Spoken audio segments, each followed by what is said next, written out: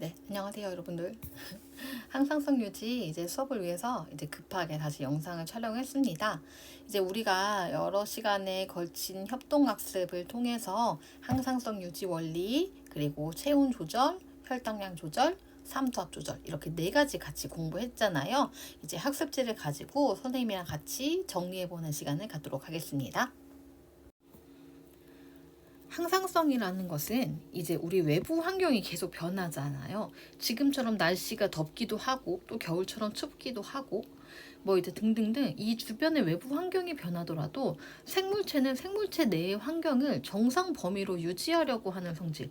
그러니까 항상 같은 일정한 범위를 유지하려고 하는 성질이 있고요. 그것을 항상성 유지라고 얘기합니다. 그래서 항상성 유지는요. 신경계와 우리 배웠던 신경계와 그다음에 호르몬, 내분비계의 상호작용에 의해서 항상성이 유지가 되는데요. 그 항상성 유지의 원리는 2가지로 얘기할 수 있습니다. 첫 번째가 음성 피드백이고 두 번째가 기량작용입니다.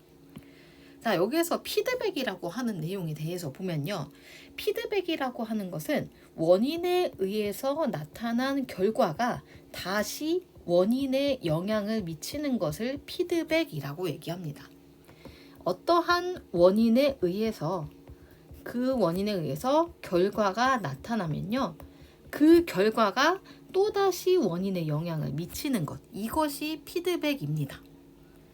자, 그런데 이 결과로 인해서 원인이 더욱더 촉진이 되는 경우, 결과로 인해서 원인이 촉진이 되는 경우를 양성 피드백이라고 얘기하고요. 그 다음에 이 결과가 원인을 촉진하는 게 아니라 다시 억제하는 기능을 하는 것을 음성 피드백이라고 합니다. 이걸 우리가 이제 공부랑 성적에 비유를 해서 얘기를 해볼게요. 자, 예를 들어서 공부를 열심히 하면 우리의 성적이 오른다. 공부를 열심히 했을 때 성적이 오른다라고 하는 이제 원인과 결과가 있다고 해봅시다. 자, 우리 보통 그렇죠. 공부를 열심히 해서 성적이 올랐어요. 그런데 그걸 가지고 또 공부를 열심히 했어요. 그러니까 성적이 더 올랐어요. 또 공부를 더 열심히 해서 성적이 더 올랐어요. 그 학생들은 성적이 엄청나게 꾸준하게 상승하는 곡선을 그리겠죠. 근데 이런 경우는 거의 별로 없죠. 자, 우리의 예시를 들면 우리는 공부를 되게 열심히 했어요. 성적이 올랐어요. 아, 이쯤 했으니까 내가 이제 공부를 그만해도 되겠네. 그러니까 성적이 떨어졌어요. 그럼 또다시 공부를 열심히 해야겠네. 또 공부를 하고 성적이 오릅니다. 그럼 공부를 또 그만해도 되겠네 하면서 공부를 또 안 합니다. 그럼 이렇게 하다 보면 내 성적은 오르락내리락 하지만 결국은 일정한 수준을 유지하겠죠. 일정한 범위 내에서 성적이 크게 변하지 않아요. 성적이 항상성을 유지를 하는 거죠. 그래서 음성 피드백이라고 하는 것은 결국 음성 피드백이라고 하는 것은 그 결과가 원인을 억제하는 방향으로 작용을 함으로써 이 범위 안에서 계속 성적이 왔다 갔다 하는 거예요. 이 범위 안에서 그 수치가 계속 왔다 갔다 하기 때문에 평균적으로는 일정한 수준을 유지를 하죠. 이렇게 상승하는 곡선은 거의 그리지 않죠. 그래서 여기 나오는 음성 피드백이라고 하는 게 일정하게 그 상태를 유지를 하는데 도움을 주는 거예요. 그래서 항상성 유지의 원리의 첫 번째가 음성 피드백입니다. 그래서 음성 피드백이라고 하는 것은 결과가 원인을 억제시키는 방향으로 작용을 하는 것으로서 항상성을 유지하는 거예요. 우리가 일반적으로 지금 더워서 에어컨을 만약에 틀다 보면 우리 요즘 이제 에어컨들은 자동으로 다 그 자동 온도 조절기가 있는 에어컨이라든지 보일러라든지 다 마찬가지의 원리로 작동을 하는데 내가 만약에 설정 온도를 24도로 해놨어요. 그럼 24도보다 온도가 높아지게 되면 에어컨이 가동이 됩니다. 그렇게 해서 온도가 실내 온도가 24도로 떨어지면 더 이상 에어컨은 가동되지 않습니다. 그 온도라고 하는 결과에 의해서 낮은 온도라고 하는 결과에 의해서 다시 에어컨을 작용을 해서 에어컨이 작동을 하지 못하도록 하기 때문에 그래요. 그렇게 하다가 온도가 다시 올라가면 다시 높은 온도라고 하는 자극에 의해서 에어컨이 켜지는 그런 반응이 일어나는 거죠. 이렇게 해서 음성 피드백이라고 하는 것은 결과가 원인을 억제시키면서, 그러니까 결과가 자기의 그 결과에 미치도록 한 원인을 억제시키면서 인체의 항상성을 유지할 수 있도록 하는 첫 번째 원리가 되겠습니다. 그래서 대표적인 예시로, 음성 피드백의 대표적인 예시로 티록신의 분비 조절을 예로 들 수 있습니다. 그래서 우리 이미 이건 공부했었죠. 시상하부에서 TRH라고 하는 갑상샘 자극 호르몬 방출 호르몬 TRH를 분비합니다. 이 TRH의 표적 기관은 뇌하수체 전엽입니다. TRH는 뇌하수체 전엽에 가서 TSH를 분비할 수 있도록 하죠. 이 TSH의 표적 기관은 갑상샘이죠. TSH는 갑상샘에서 티록신이라고 하는 호르몬을 분비할 수 있도록 합니다. 이 티록신이 굉장히 과다하게 분비됐을 경우에는 이 티록신이 자신을 분비하도록 했던 시상하부와 뇌하수체 전엽에서 TRH와 TSH의 방출을 억제시킵니다. 더 이상 그만 나오게 하라는 거죠. 그래서 억제시킴으로써 TRH의 분비량이 줄어들고 TSH의 분비량이 줄어들면 티록신의 분비량이 줄어들어요. 그렇게 과다하게 티록신이 부족하면 다시 또 이쪽으로 가서 얘네들을 또 많이 분비할 수 있도록 합니다. 그럼 또 다시 자신의 분비가 늘어나는 거죠. 이런 식으로 결과가 원인을 억제하는, 결과가 원인을 반대로 작용할 수 있도록 하는 작용을 음성 피드백이라고 얘기합니다. 인체 내의 항상성을 유지하는 원리죠. 자, 그래서 여기 이렇게 빈칸을 채워봤습니다. 티록신의 농도가 높아지면 얘가 티록신을 분비하도록 했던 시상하부와 뇌하수체 전엽에 가서 각각의 호르몬의 분비를 억제하도록 하는 작용을 하고, 그래서 혈중의 티록신의 농도가 다시 감소하게 되고, 이 과정을 계속 반복을 하면서 인체 내의 티록신 농도, 이 상태가 계속 항상 일정하게 유지될 수 있도록 하는 거죠. 근데 이 음성 피드백과 비교되어서 이제 나오는 게 반대가 양성 피드백입니다. 아까 여기서 나왔던 거고요. 이 양성 피드백은요, 결과가 원인을 촉진시키는 겁니다. 근데 우리가 여기 위에 있는 것처럼 공부를 열심히 해서 성적이 오르고, 또 공부를 열심히 해서 성적이 오르고, 공부를 열심히 해서 성적이 오르고 하는 그래프는요, 뭐 없진 않겠지만 거의 없어요. 그쵸? 우리의 성적은 항상 일정한 수준을 유지를 하는 것처럼 이 양성 피드백의 경우도 흔치는 않습니다. 여기 보면요, 이제 양성 피드백, 이제 대표적인 양성 피드백이 분만할 때 옥시토신을 분비하는 건데요.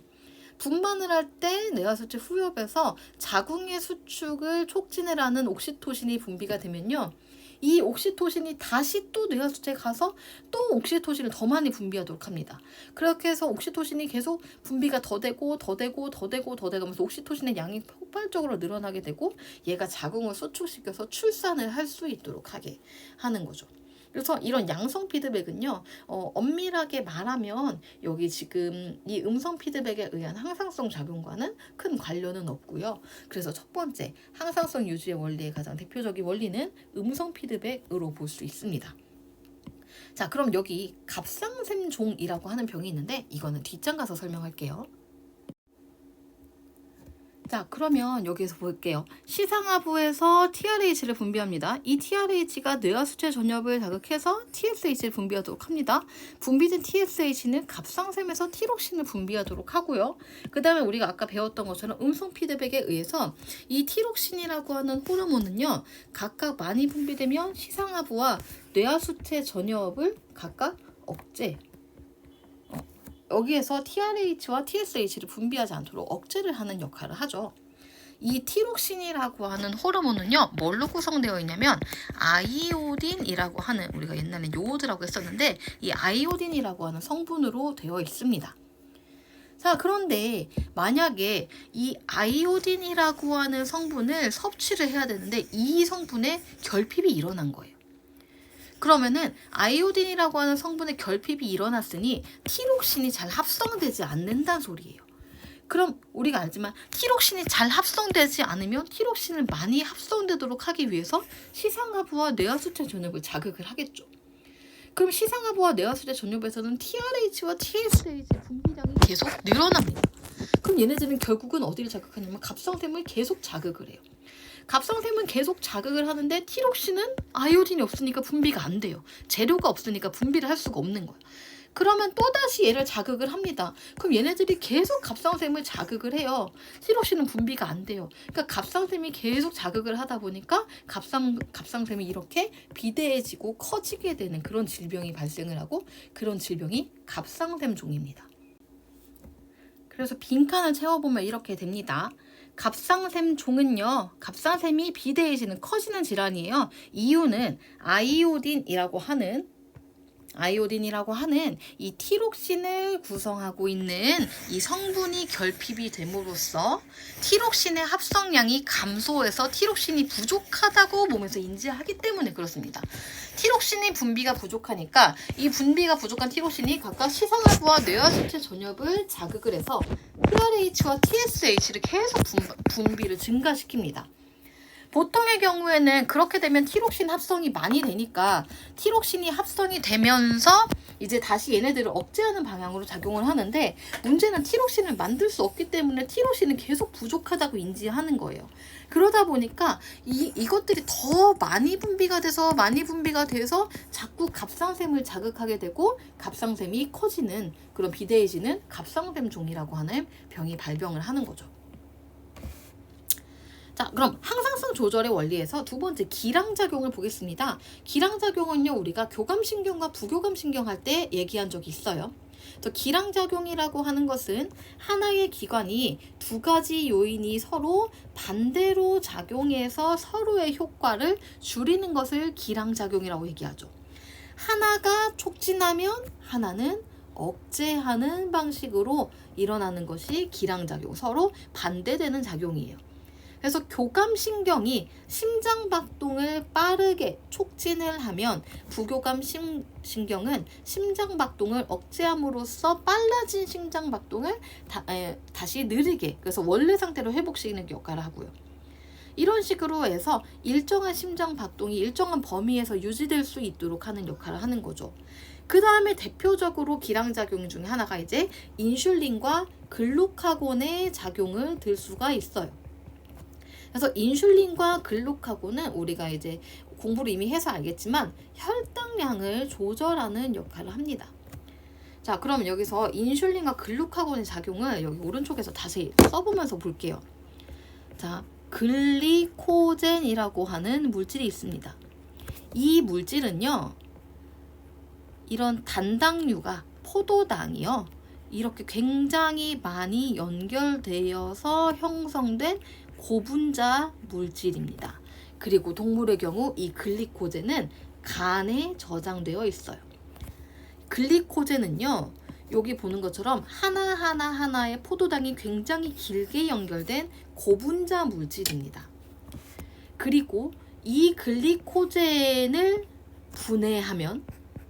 하나씩 분해하면 포도당이 만들어져요. 이렇게 단당류, 포도당이 만들어집니다. 그럼 반대가 가능합니다. 포도당이 많으면 이 포도당을 하나 엮어서 글리코젠을 만드는 반응도 가능해요. 우리가 이걸 물질대사에서도 얘기했습니다. 글리코젠이라고 하는 고분자 물질이 포도당이라고 하는 저분자 물질로 분해되는 이화작용입니다. 그리고 포도당은 글리코젠으로 반대로 합성된다라고 표현을 하죠. 그러면 간 속에 글리코젠이 굉장히 이제 저장이 되어 있는데 이거를 계속 분해해서 포도당으로 만들어서 혈액으로 내보내는 거예요. 그러면 간에 있는 글리코젠을 분해시켜서 포도당을 많이 만들게 되면 어떻게 되냐면 이 포도당으로 인해서 혈액 속의 포도당의 양이 증가합니다. 그리고 이 과정에 관여하는, 그 안에서 글리코젠을 포도당으로 분해해서 혈당량을 증가시키는 호르몬이 글루카곤이라고 하는 호르몬입니다. 이 작용에 관여하는 겁니다. 그럼 반대로 혈액 속에 포도당이 굉장히 많을 때, 혈액 속에 포도당이 굉장히 많아서 혈액 속의 포도당의 양을 일정하게 유지해야 될 때 이 포도당을 혈액 속에서 치워버립니다. 어디로 치우냐? 간으로 치웁니다.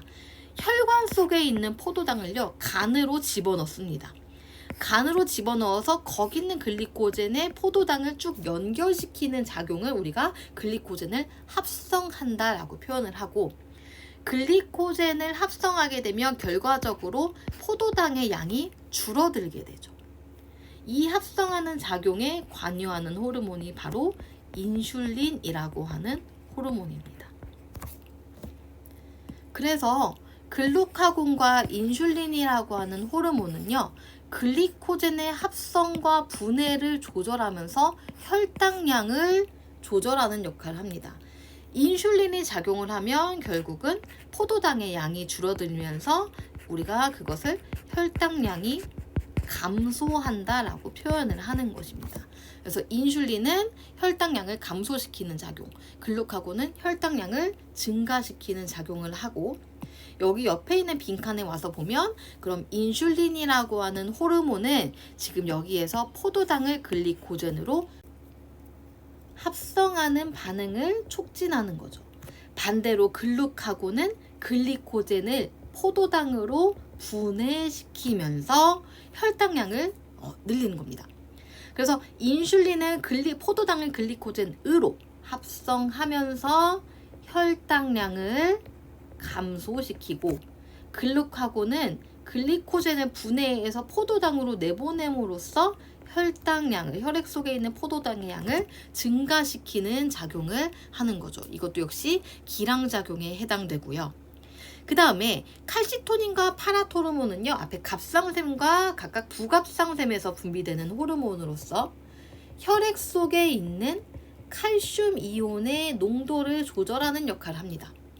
칼시토닌은요, 혈액 속에 있는 칼슘 이온을 칼슘 이온이 많을 경우 분비가 되어서 그걸 뼈로 집어넣습니다. 그래서 뼈 속으로 칼슘 이온을 집어넣고 혈액 속에 있는 칼슘 이온의 양을 감소시키는 역할을 하고요. 파라토르몬은 뼈에 있는 칼슘 이온을 빼서 혈장 속으로 주는 그런 작용을 합니다. 그래서 칼슘 이온의 농도를 증가시키는 서로 반대되는 작용을 하는 것입니다.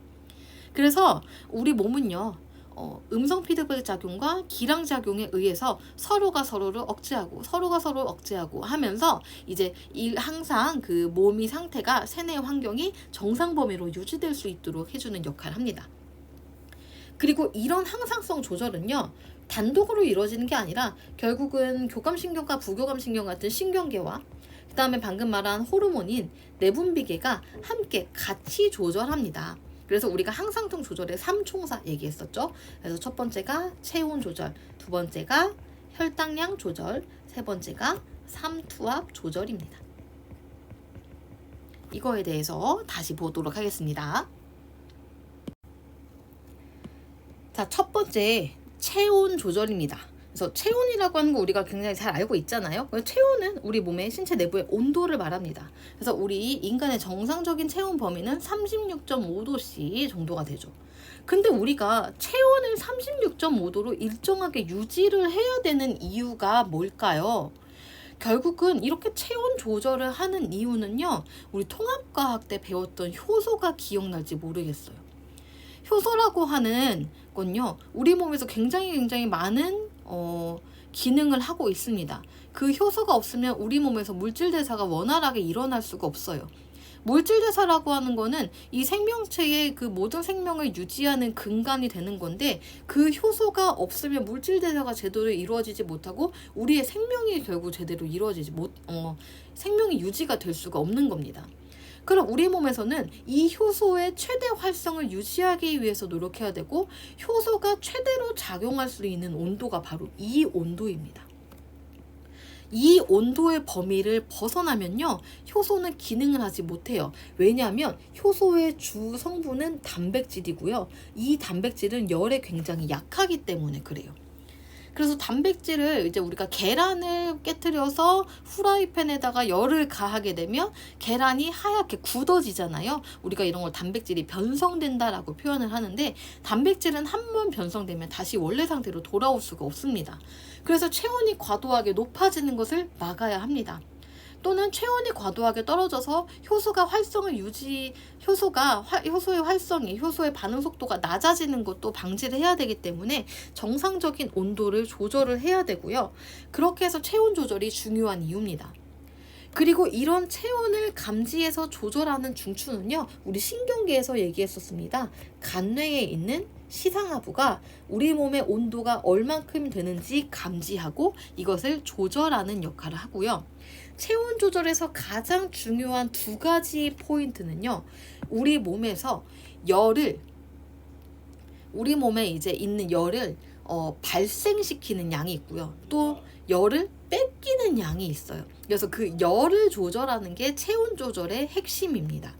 그래서 여기서 보면 내가 몸을 떠는 근육의 운동과 물질 대사를 증가시킴으로 인해서 내 몸의 열의 발생량을 조절을 해서 체온을 조절하기도 하고요.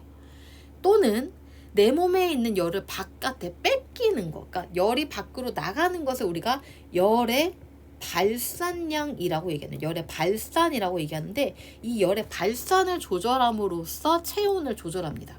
그래서 체온은 이 두 가지 방식으로 체온을 조절하고 이 과정에 신경계와 내분비계가 같이 작용을 하는 거죠. 그럼 우리가 춥다라고 느끼는 것은 내 체온이 낮을 때 춥다라고 느낍니다. 그러면 그렇게 춥게 되면은 내 몸에서 열의 발생을 증가시켜야겠죠.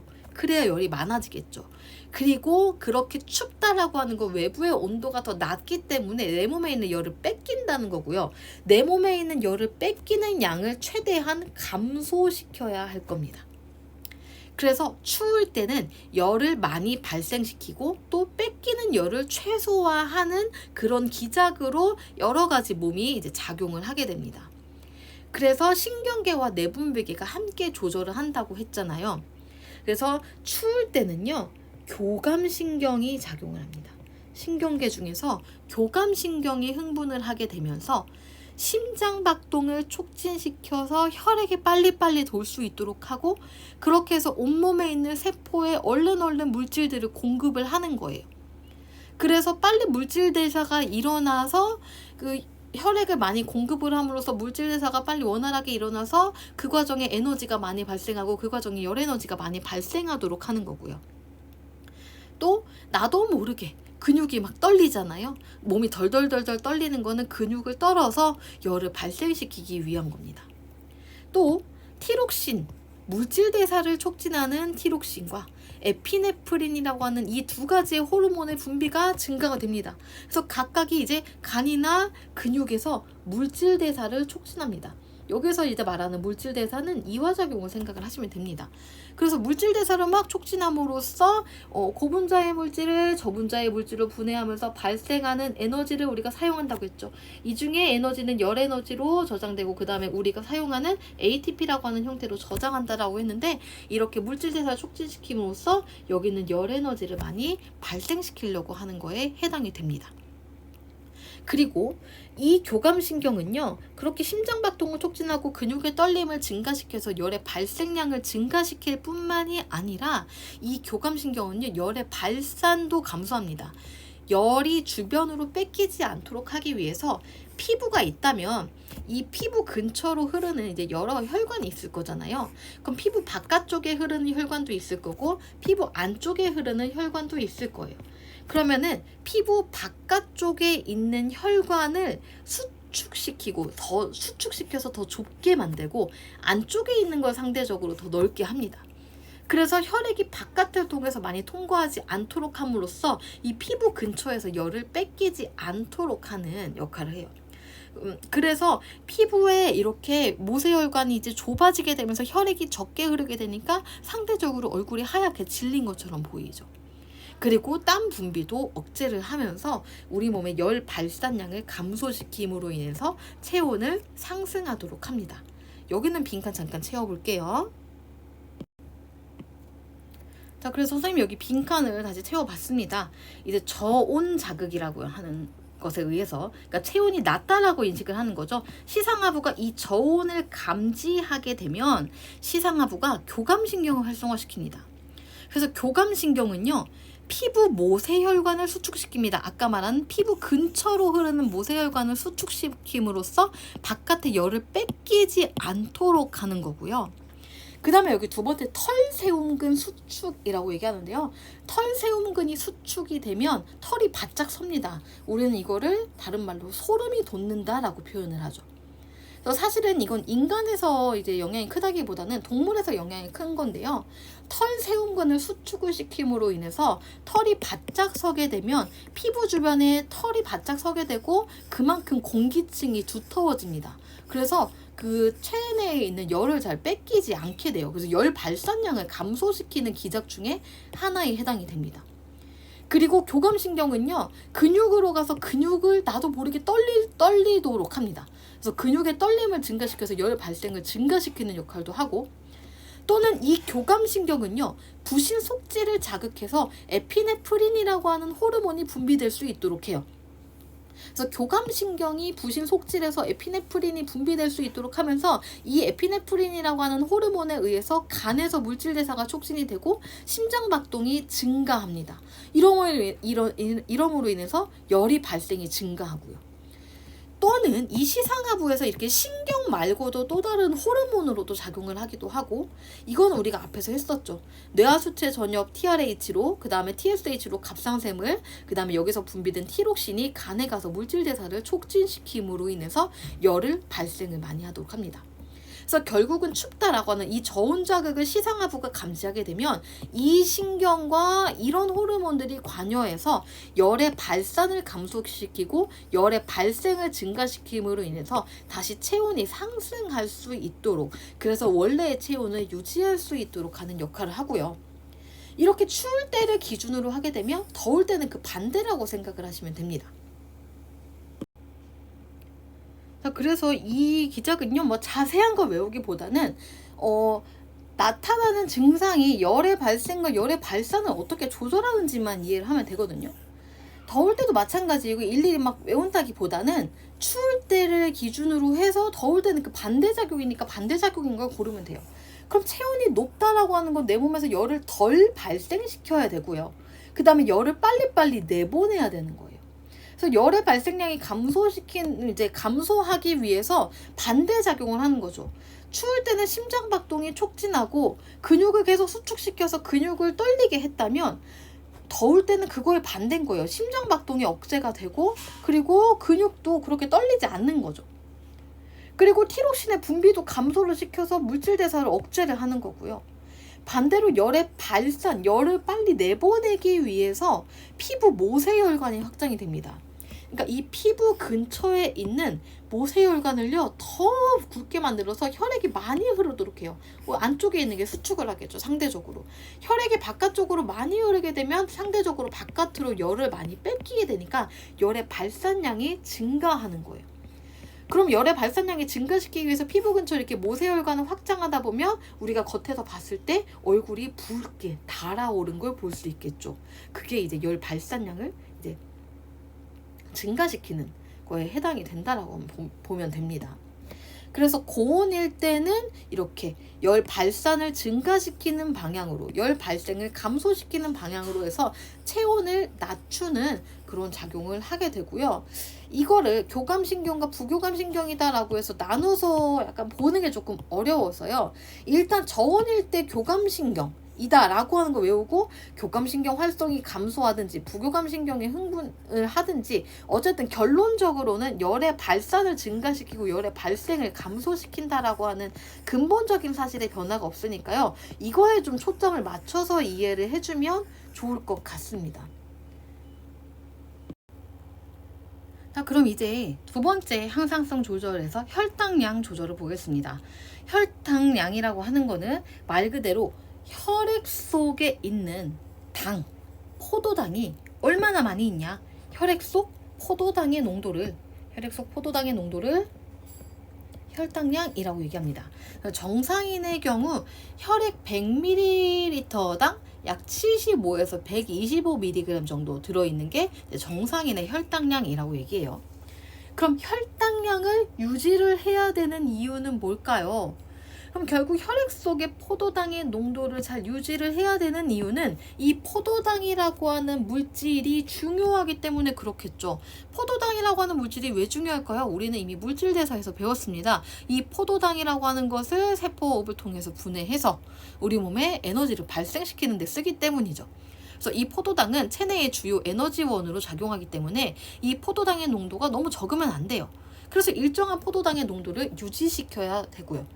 근데 포도당의 농도가 또 너무 많으면 혈관 속에 혈액이 당이 너무 많다 보니까 우리가 설탕에 뭔가 절인 것처럼 혈액이 끈적끈적해집니다. 그러니까 혈관의 흐름을 오히려 막아버릴 수가 있기 때문에 포도당의 농도가 또 너무 높아도 안 돼요.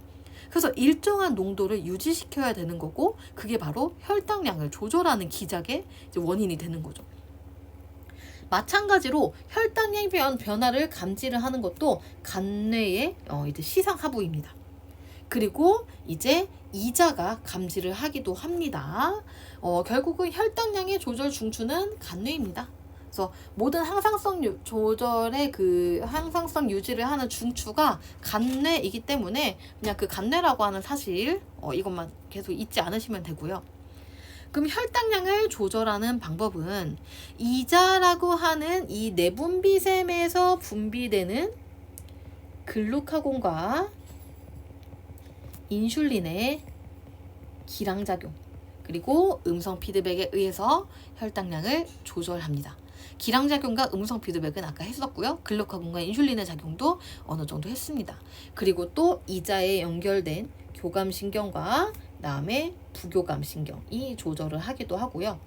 또 혈당량을 증가시키는 호르몬을 우리는 또 배웠습니다. 뭐가 있었냐면 부신 속질에서 분비되는 에피네프린이 있었고요. 그 다음에 부신 겉질에서 분비되는 당질 코르티코이드라고 하는 물질이 있습니다. 사실은 근데 이 아이들도 이제 혈당량을 증가시키지만 메인은 글루카곤과 인슐린이라고 하면 보면 됩니다. 그러면 이 글루카곤과 인슐린을 중심으로 볼 때 이 글루카곤과 인슐린을 분비하는 내분비샘은 이자입니다.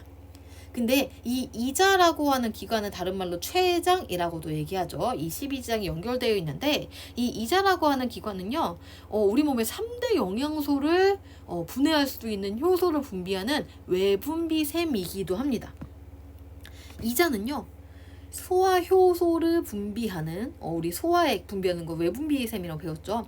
외분비샘이면서도 내분비샘입니다. 그래서 이 이자라고 하는 작은 기관의 단면을 이렇게 잘라서 살펴보면요, 이자의 바깥에 있는 요 세포들이 외분비샘입니다. 가운데 자세히 보면 여기 구멍이 보이죠? 이게 분비관입니다. 그래서 이 외분비샘, 요게 세포들에서 소화효소를 만들어서 이 분비관으로 분비를 하면 그게 외분비가 되는 거예요. 소화효소를 분비하는 건데, 이제 우리가 지금 여기서 얘기하는 글루카곤과 인슐린을 분비하는 그런 세포는요, 이자에서 여기 안에 있습니다. 그래서 이자에 있는 이런 내분비하는 호르몬을 분비하는 이런 내분비 조직은요, 이자의 이제 끝부분에 안쪽에 이제 있고 이자의 끝부분에 되게 많이 분포를 하고요. 그렇게 내분비 조직을 이자섬, 또 다른 말로 랑게르한스 섬이라고 말합니다. 그래서 여기 세포를 보면요, 요 안쪽에 있는 것들이 다 내분비 세포고요. 여기 보면 모세혈관들이 있어서 우리 호르몬 처음 배울 때 했었죠. 호르몬은 내분비 세포에서 분비되어서 혈액으로 직접 분비합니다. 그래서 이 모세혈관들의 이 세포들에서 만든 호르몬들을 분비를 하는 거죠. 그래서 여기에서 진하게 표시되어 있는 게 이제 이자에 있는 알파 세포고요. 그 다음에 여기 연하게 음영이 되어 있는 게 베타 세포입니다. 그래서 이자에 있는 알파 세포에서는 글루카곤을 분비한다. 우리 이미 앞에서 외웠었고요. 그 다음에 이자에 있는 베타 세포에서는 인슐린을 분비합니다. 그래서 이렇게 이자 안에 있는 이자섬의 알파 세포와 베타 세포가 각각 다른 호르몬을 분비를 하고 이 호르몬들은 서로 반대되는 작용을 하죠. 그래서 인슐린을 중심으로 할게요. 인슐린은요, 혈액 속에 있는 당의 양을, 혈당량을 감소시키는 작용을 합니다. 그럼 혈액 속에, 혈관 속에 있는 당을 줄이기 위해서는 간에서 혈액 속에 있는 포도당을 혈관 속에 있는 포도당을 치우는 거예요. 어디로? 간으로 치우는 거예요. 혈관 속에 있는 포도당을 글리코젠으로, 이거 우리가 합성이라고 표현한다고 했죠. 혈액 속에 있는 포도당을 글리코젠으로 합성을 하면서 결국 혈액 속에 있는 포도당의 양을 낮추는 작용을 하는 거예요. 또 인슐린은 또 이런 역할도 합니다. 인슐린은요, 혈액 속에 있는 포도당을요, 조직 세포에 흡수되도록 촉진합니다. 이게 무슨 말이냐면요, 사실은 혈액 속에 당이 있다고 해서 이 혈액 속에 있는 당이 직접적으로 세포에 쓰이기 위해서는 세포 안으로 당이 들어가야 됩니다. 그래서 여기 혈관이 있으면요, 이렇게 혈관들이 흐르고 있으면 이 혈관의 주변에 세포들이 있고요, 그 세포들에다가 혈관 속에 있는 포도당을 집어 넣어줘야 되는 겁니다.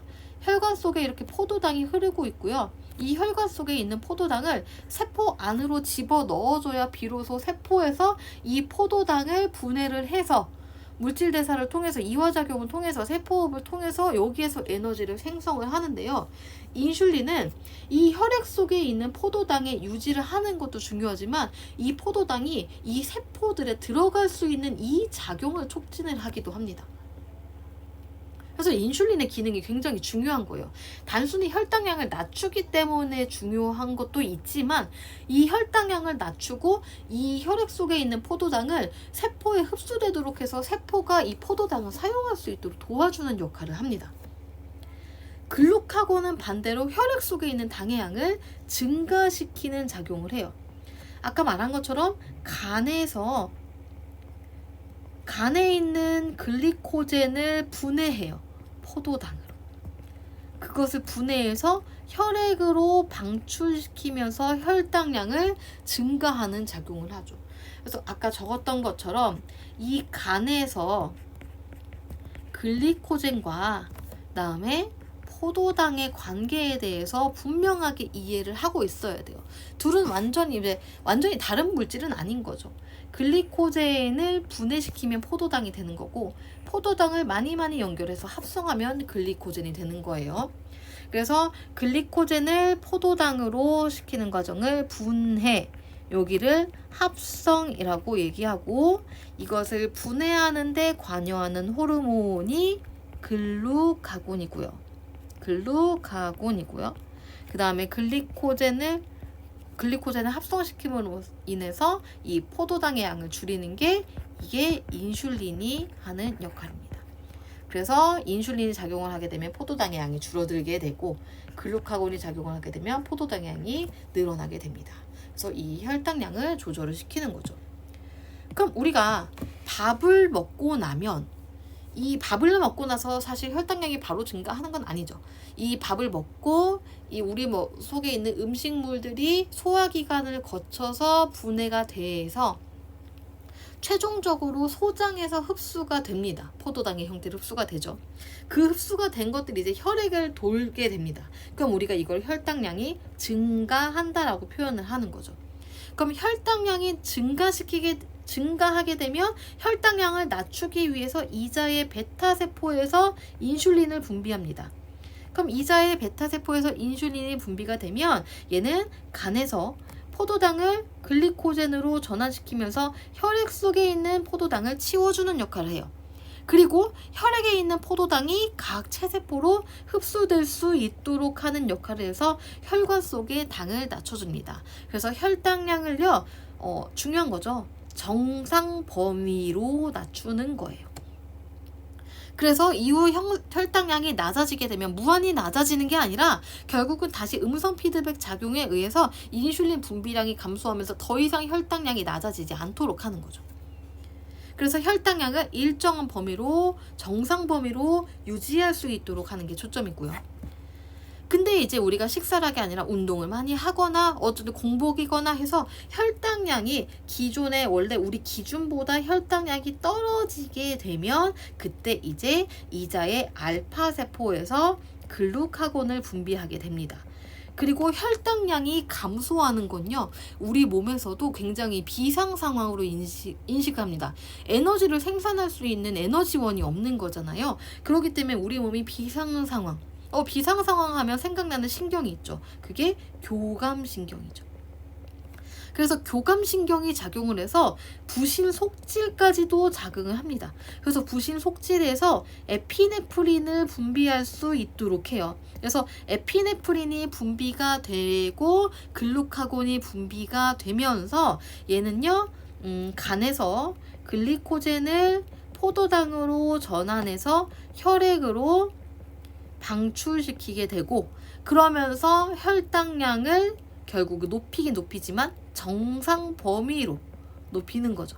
그래서 이 정상 범위가 되고 나면 이제 더 이상 또 혈당량이 증가하지 않도록 음성 피드백이 또 작동을 하게 되고 글루카곤 분비량이 감소하는 것입니다. 그래서 이걸 다시 그림으로 정리를 하자면, 일단 고혈당인 경우를 기준으로 먼저 생각을 해봅시다.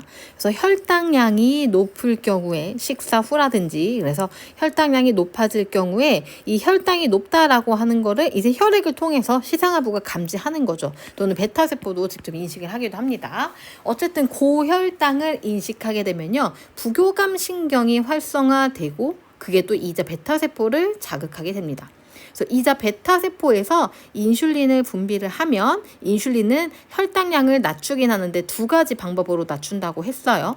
포도당을 간에서 글리코젠으로 전환하면서 혈액 속에 있는 당의 양을 낮추거나, 또는 조직세포로 포도당을 흡수시키면서 혈액 속에 있는 포도당의 양을 감소시키는 역할을 하고요.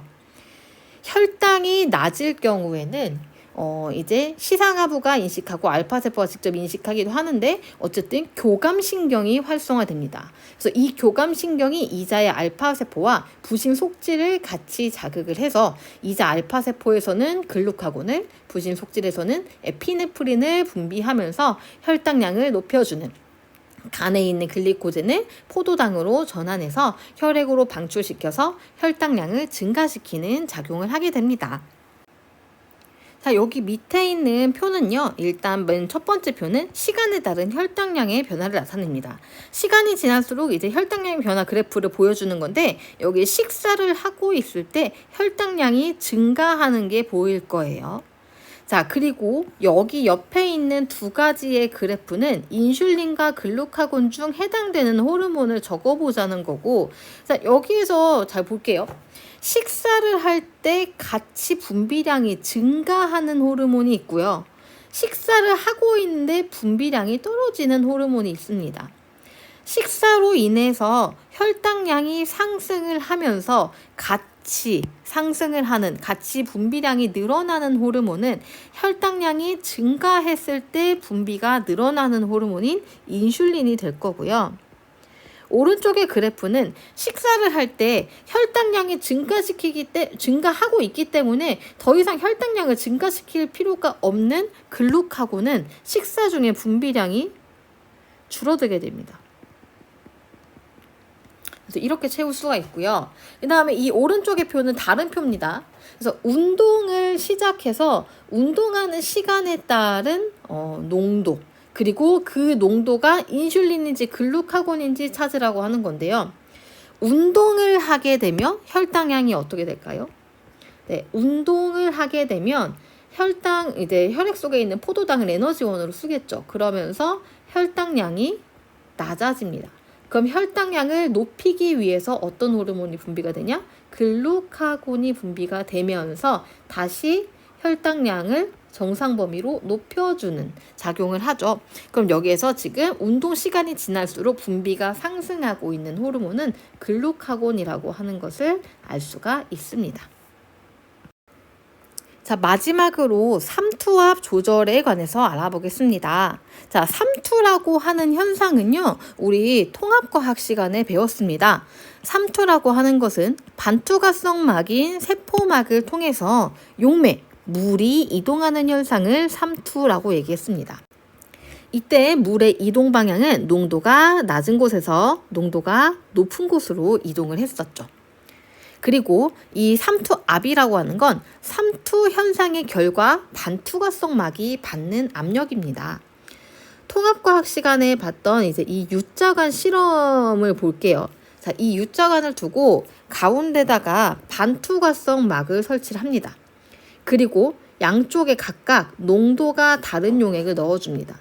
자, 여기 왼쪽에 A라고 하는 부분에는 농도가 낮은 용액을 넣어주고요. B는 상대적으로 농도가 높은 용액을 넣어줍니다.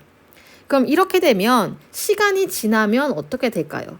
이 U자관을 기준으로 해서 가운데 반투과성막이 있고요. 이 상황에서 이제 물이 농도가 낮은 쪽에서 높은 쪽, 그러니까 A에서 B 쪽으로 이동을 할 겁니다. 반투과성막은 용질은 통과시키지 못하고 용매, 물만 통과시키기 때문에 그렇죠. 그럼 물의 이동 방향이 A에서 B로 이동을 하게 되면서 최종적으로 A 쪽의 수면은 낮아지게 되고 B 쪽의 수면은 높아지게 되면서 이 두 용액의 상태가 평형을 이루게 됩니다. 농도가 같아진다는 거죠. 그래서 이거는 평형을 이루기 때문에 자연스러운 현상이라고 볼 수 있습니다. 에너지를 소모하지 않습니다. 그래서 이렇게 A와 B로 인해서 이 지금 요만큼의 압력의 차이가 나죠. 그래서 이 압력의 크기를 삼투압의 크기라고 볼 수 있습니다. 그럼 이 삼투압의 크기는요, 용액의 농도 차이가 크면 클수록 물의 이동량이 더 차이가 많이 나겠죠. 그럼 물이 많이 이동한다는 것은 그만큼 삼투압이 더 커진다는 소리입니다. 그럼 다시 말하면 이제 결론만 외우면 돼요. 용액의 농도가 크면 클수록, 농도 차가 크면 클수록 삼투압이 커집니다. 그래서 이 삼투압은요, 체액의 농도에 비례한다라고 하는 거를 알 수가 있고, 앞으로는 삼투압이 높다, 삼투압이 높은 용액, 삼투압이 뭐 이런 높은 용액이라고 하는 말이 나오면요, 농도가 높다로 해석을 해도 됩니다. 그래서 삼투압이 높다라고 하는 것은 체액의 농도가 높다라고 하는 것으로 해석을 해도 무방하니 앞으로 삼투압이라고 하는 용어가 나오면 농도라고 하는 용어로 바꿔서 해석을 하시면 됩니다. 여기 같은 경우는 혈액 삼투압이 높고 여기는 낮은 거죠. 그래서 여기 지금 정리를 했죠. 삼투압은 삼투 현상에 의한 압력으로 용액의 농도 차이에 비례합니다. 이 삼투 현상이 삼투압이 중요한 이유는요, 세포의 모양과 기능 유지에 중요하죠. 통합과학 시간에도 얘기를 했는데 이 삼투 현상에 따라서 세포 모양이 달라집니다. 세포보다 농도가 낮은 용액의 세포를 담갔을 때에는 세포 안으로 물이 들어오면서 세포가 터지게, 적혈구 같은 경우, 동물세포 같은 경우 터지게 되고요. 또 내 몸보다 삼투압이 높을 경우에는 세포에서 수분이 빠져나가게 되죠. 그래서 세포의 모양이 쭈글쭈글하죠. 그래서 세포의 기능을 제대로 할 수가 없습니다. 그래서 이 삼투압을 유지를 하는 것도 역시 세포의 모양과 기능 유지에 중요하기 때문에 적절한 삼투압을 조절하기 위한 기작이 우리 몸에 발달이 되어 있는 거죠. 그래서 여기도 마찬가지로 혈장 삼투압을 감지하고 이것을 조절하는 중추는요, 간내에 있는 시상하부입니다. 그리고 이 간내에 있는 시상하부에서 이제 뇌하수체 후엽에서 항이뇨 호르몬 그리고 ADH라고 하죠. 항이뇨 호르몬의 분비량 변화로 삼투압을 조절합니다.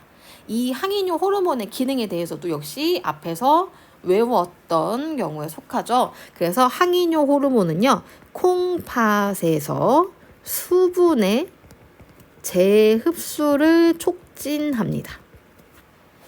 근데 이제 이 개념이요, 사실은 원래 배설에 관한 개념을 좀 이해를 하고 알아야 되는데, 중학교 때 이제 배웠던 내용이고, 사실 고등학교에서는 배설 과정을 자세하게 다루지는 않습니다. 자, 그러면 그냥 간단하게만 설명을 할게요. 자, 콩팥이 이렇게 이제 우리 양쪽에 있잖아요. 그러면 일단 콩팥으로 혈관이 들어가겠죠. 그래서 콩팥으로 이제 들어가는 혈관이 있고요. 또 콩팥에서 나오는 혈관이 있습니다. 그럼 콩팥으로 들어가는 혈관은요, 이제 콩팥으로 이제 들어간다. 그리고 심장에서 나온다라고 하는 혈관 이름이 있었죠. 우리 심장에서 나오는 혈관을 동맥이라고 하고요.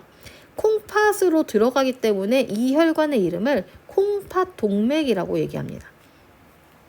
그리고 이 콩팥에서 이제 여러 가지를 거쳐서 다시 이제 콩팥 밖으로 나오는 혈관의 이름을 콩팥 정맥이라고 얘기합니다. 그래서 우리 몸의 혈액은 콩팥 동맥을 통해서 이제 심장을 통해서 콩팥 동맥을 통해서 콩팥 정맥을 흐르고 다시 심장으로 들어가는 건데요. 이 콩팥에서는 오줌을 만듭니다.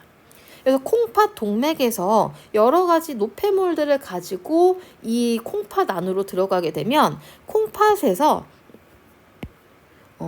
여과, 그 다음에 재흡수, 분비라고 하는 과정을 거칩니다. 그 혈액이요. 그래서 정확한 과정은 지금 여기서 설명하기는 조금 너무 이제 딥해서 설명을 하지는 않을 텐데요. 어쨌든 이 콩팥을 통해서 들어간 혈액이 여기 이제 콩팥에서 여과가 되고, 그 다음에 우리 몸에서 필요한 물질은 다시 재흡수가 되고요.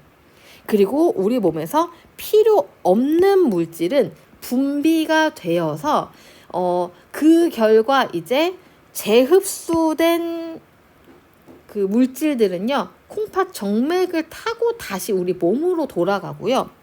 이렇게 분비가 된, 그래서 오줌으로 나갈 물질들은 더 이렇게 분비가 되게 됩니다. 요소 같은 경우가 그렇죠. 그럼 이렇게 분비가 된 물질들은 어디로 가냐? 여기 콩팥에 있는 오줌관을 타고 방광으로 가서 밖으로 오줌으로 나가게 됩니다. 그럼 결국은 여기 ADH의 기능, 항이뇨 호르몬의 기능은요, 콩팥에서 물을 재흡수하는 거예요.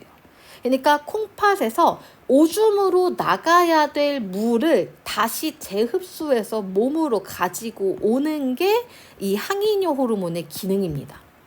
그러면 항이뇨 호르몬이 분비가 되면 콩팥에서 수분을 재흡수하게 되고, 재흡수한 수분은 다시 콩팥 정맥을 통해서 우리 몸으로 가게 되면서 우리 몸의 농도를 낮춰주는 역할을 합니다. 물이 많아지니까요. 우리 몸의 농도를 낮춰준다라고 하는 것을 혈장 삼투압이 감소한다고 얘기할 수 있어요. 농도가 낮아지는 거니까요.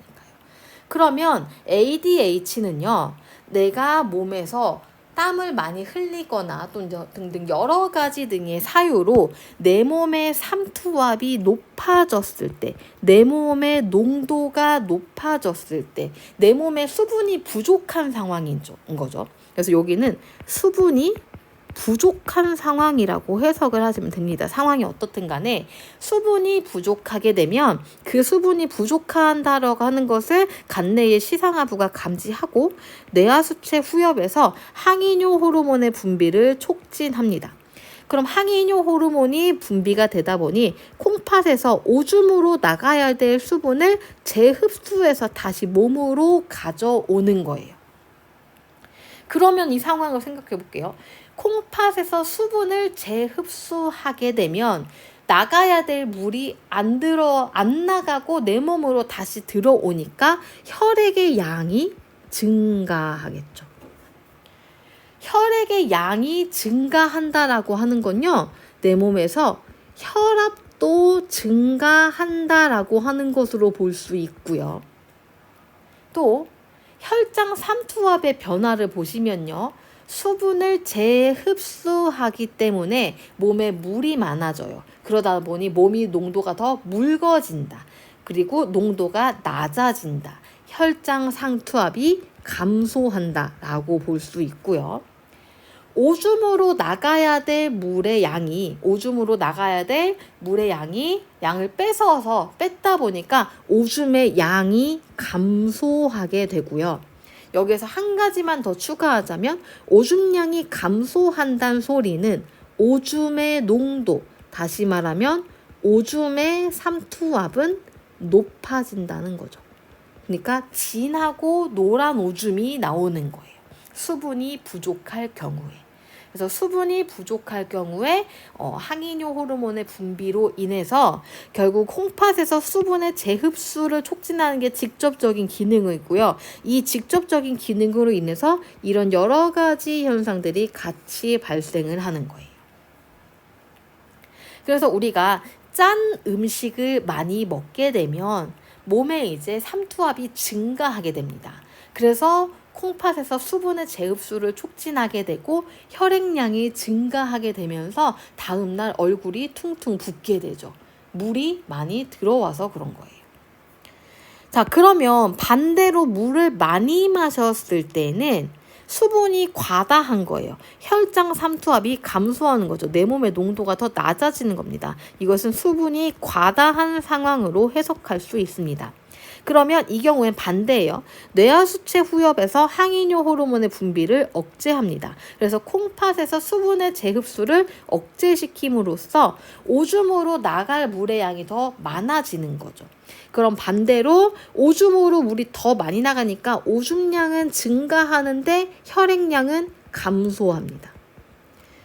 혈액량이 감소하니까 혈압도 같이 감소하고요. 혈장 삼투압도 감소하게 됩니다. 그리고 오줌량이 증가하게 되니까 오줌의 농도, 오줌의 삼투압은 감소하게 되죠. 오줌의 농도는 낮아지게 되는 거죠.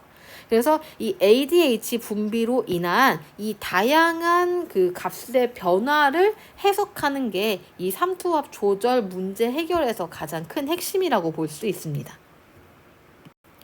그래서 여기 있는 과정을 이렇게 그림으로 정리를 해봐도 이렇게 나옵니다. 그래서 혈액의 삼투압이 높을 때 수분이 부족할 경우에 뇌하수체 후엽에서 ADH의 분비가 증가하고 콩팥에서 수분을 재흡수하면서 체내의 수분량이 증가하고 오줌의 양이 감소하는 거죠. 그래서 혈장의 삼투압을 다시 원래 상태로 감소시켜주는, 혈장의 혈액의 삼투압이 높았으니까 이걸 감소시켜주는 역할을 하는 거고요. 혈액의 삼투압이 낮을 경우에는 그 반대로 작용을 하게 되겠습니다. 자, 그럼 마지막 여기 그래프를 해석해보고 마치도록 할게요. 여기에서는요, 여기 혈당량 조절이 아닙니다. 그래서 요거는 빼고 그냥 이 그래프를 바로 해석을 해보도록 할게요.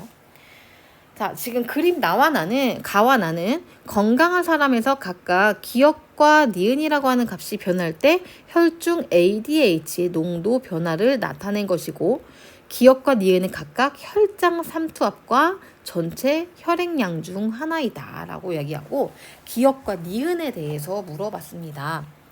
자, 근데 이런 문제는요, 이런 그래프 문제는요, 이게 항상성 유지가 계속 꼬리를 물고 계속 맞물리기 때문에 그것에 대한 원인과 결과를 정확히 파악하는 게 중요합니다. 그래서 그래프를 해석을 할 때는요, 항상 X축에 있는 값이 원인입니다. 그리고 Y축에 있는 값이 결과입니다. 자, 이런 관계를 보면 좋아요. 예를 들어서 우리가 혈장의 내 몸의 삼투압이 높을 때 ADH의 분비가 증가하죠. 그럼 ADH의 분비가 증가하면 수분을 재흡수시킴으로 인해서 내 몸의 혈장 삼투압을 낮춰주는 역할을 합니다. 그러면 이렇게 또 혈장 삼투압이 낮으면 다시 ADH 분비가 또 감소하고요. 그렇게 하다 보면 다시 또 삼투압이 증가하고요. 또 얘가 증가하면 또 다시 ADH 분비량이 증가하고 삼투압이 감소. 이게 계속 반복을 하게 돼요. 그럼 이런 관계에 있어서 원인과 결과, 그러니까 화살표 왼쪽과 오른쪽의 값을 잘 찾고 해석을 하는 게 이런 문제 해결에 있어서 가장 큰 포인트가 됩니다. 그러면 이런 관계를 물어볼 수 있어요. ADH의 분비량에 따른 삼투압의 변화, 우리가 일반적으로 물어보는 거죠. 그래서 ADH의 분비량이 원인이고 삼투압이라고 하는 게 혈장 삼투압의 변화가 결과가 되는 거고요. 그럼 이런 관계를 물어볼 때, 그러니까 ADH와 삼투압의 관계, ADH가 증가하면 삼투압이 감소하고 ADH가 감소하면 삼투압이 증가한다라고 하는 이런 관계로 문제를 물어보는 경우도 있어요. 그런데 이제 이런 관계로 문제를 물어보면 우리가 일반적으로 알고 있는 내용이니까 조금 더 편하게 해결이 가능해요. ADH가 분비하면 삼투압의 분비량이 감소하고 ADH 분비량이 감소하면 삼투압의 분비량이 증가한다 라고 하는 건 얘네들은요 지금 반비례 관계란 뜻입니다. 그럼 반비례 관계는요 그래프가 어떻게 되든지 간에 X축과 Y축의 값이 저기 화살표에 있는 왼쪽과 오른쪽의 값이라고 하면 반비례 관계는 요런 형태든 어쨌든 반비례 관계가 나온다라고 하는 것만 해석하면 돼요. 근데 이 문제는 조금 특이합니다. 이 문제는요, 기억과 니은이 변할 때 ADH의 농도 변화를 나타낸 거예요. 그러면 기억이라고 하는 값이 원인이고 니은이라고 하는 값이 원인이고 ADH의 농도 변화가 결과이기 때문에 ADH의 값을 화살표에서 오른쪽으로 두는 요런 해석을 가지고 이 해석을 가지고 ADH의 분비량이 이제 증가하게 하는 또는 감소하게 하는 이 앞에 있는 원인의 값을 보셔야 합니다. 그럼 여기 빨간색으로 표시한 값은요. 지금 비례하는 관계죠. 삼투압이 증가하면 ADH의 분비량이 증가합니다. 삼투압이 감소하면 ADH의 분비량이 감소합니다. 그럼 이걸 그래프로 나타내게 되면 얘는 이런 식으로 그래프를 나타낼 수가 있겠죠. 어떤 형태든 간에 비례관계에 있는 형태의 그래프를 고르시면 되겠습니다. 그리고 ADH의 그 농도를 봤을 때 우리가 지금 여기에 앞에 있는 여기 있는 값을 혈장 삼투압으로 적었지만 이 현상을 다른 걸로도 바꿔서 쓸 수 있는 거죠. 그럼 일단 여기 지금 문제에서 가와 나의 그래프의 경향성을 먼저 보자고요. 그럼 가라고 하는 그래프는 지금 기억이 증가할 때 ADH 값이 감소하고 있습니다. 그럼 저쪽에 있는 이제 현상을 위주로 해석을 해보자면 ADH의 농도를 감소시키는 요인 중에 첫 번째는 혈장의 삼투압이 감소할 때입니다. 그러면 기억은 지금 증가한다고 했으니까 이 기억이라고 하는 값은 혈장 삼투압이 될 수가 없어요. 그리고 문제에서 기억과 니은은 각각 혈장 삼투압과 전체 혈액량을 물어봤습니다. 그럼 기억의 값은요. 혈장 삼투압과 이제 반비례 값이기 때문에 혈장 삼투압이 될 수가 없다는 거고요. 기억은 전체 혈액량이 될 수밖에 없는 거죠. 그럼 전체 혈액량이 증가했을 때 몸의 농도가 낮아지는 거. 혈장 삼투압이 낮아지니까 ADH의 분비량이 낮아진다라고 해석을 할 수 있는 거죠. 그러면 지금 여기서 기억의 값은 전체 혈액량이고요. 그 다음에 니은의 값과 ADH의 그 농도가 비례하는 관계잖아요. 그럼 이 니은이 혈장 삼투압이라고 하는 것을 알 수가 있습니다. 그래서 문제 1번에 기억과 니은이 각각 무엇인가 라고 물어봤으니까 기억의 값은 전체 혈액량을 의미하고요. 니은의 값은 혈장 삼투압을 의미합니다. 그래서 X축과 Y축이 무엇을 나타내는지에 따라서 해석을 하셔야 돼요. 그럼 이 문제 같은 경우는 사실 이 두 가지를 주어졌지만 여러 가지로 주어질 수가 있어요. ADH의 농도를 예를 들어서 증가시키는 요인은 여러 가지가 있습니다. 가장 기본적인 요인은요. 혈장의 삼투압입니다. 혈장의 삼투압과 ADH 분비량의 관계는 비례의 관계죠. 그럼 혈장 삼투압이 증가한다라고 하는 것은 혈액의 양이 줄어든다는 뜻이고요. 혈액의 양이 줄어든다라고 하는 것은 또 혈압이 준다라고 하는 걸로도 볼 수 있고요. 자, 그럼 이걸 가지고 문제 2번을 또 다시 볼게요. 또 문제 2번은 또 원인과 결과가 다릅니다. 자, 문제 2번은요. 가에서 T1 시점일 때 오줌량과 오줌의 삼투압을 안정 상태일 때랑 비교를 한대요. 그럼 지금 안정 상태일 때는 요 값이 지금 전체 혈액량의 값이 그 변화량이 이제 0일 때잖아요. 그러니까 이게 안정 상태라고 한다면 T1이라고 하는 상태는 안정 상태보다 마이너스 값을 띱니다. 다시 말하면 이 T1이라고 하는 값은요. T1이라고 하는 값일 때는 전체의 혈액량이 지금 되게 부족하다라고 하는 것으로 해석할 수 있고요. 전체 혈액량이 줄어드니까 ADH의 농도가 혈중 ADH의 농도가 높죠.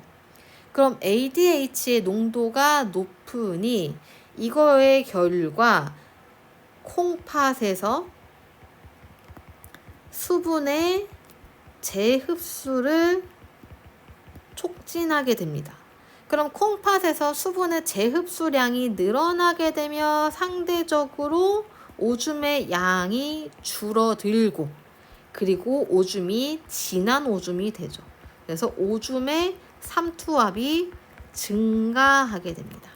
그래서 문제 2번에 가에서 T1일 때 오줌량과 오줌의 삼투압은 안정 상태와 비교해서 오줌량은 감소, 오줌 삼투압은 증가로 볼 수가 있습니다.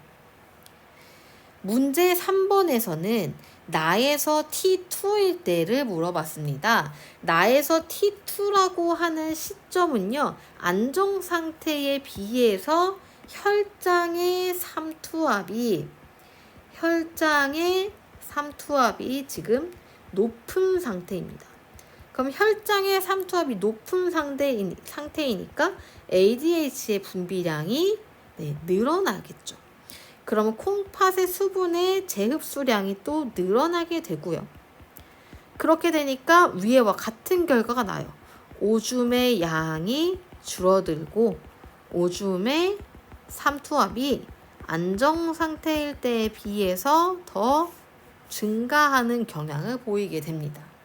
그래서 이 그래프를 보고 이게 어떤 게 원인이고 어떤 게 결과인지 이것을 직관적으로 해석하기 위해서 그래프의 경향성을 계속 보고 해석해 보려고 노력을 하셔야 됩니다.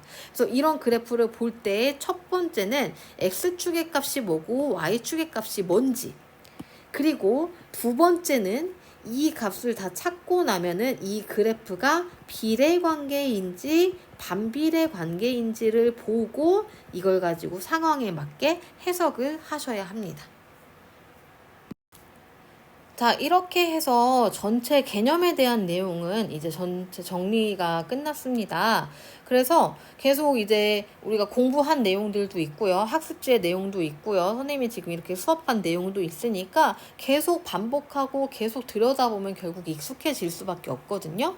그리고 뒤에 있는 문제풀이를 통해서 내가 알고 있는 개념을 계속 확인해 보고 해석해 보려고 노력을 하다 보면 충분한 결과를 얻을 수가 있을 겁니다. 그래서 우리 시험을 앞두고 있는데 이렇게 수업을 영상으로 대체를 해서 아쉽기는 하지만 이 영상이 여러분들한테 조금이라도 도움이 되었길 바랍니다. 자, 여기까지 수업 듣느라 수고하셨습니다.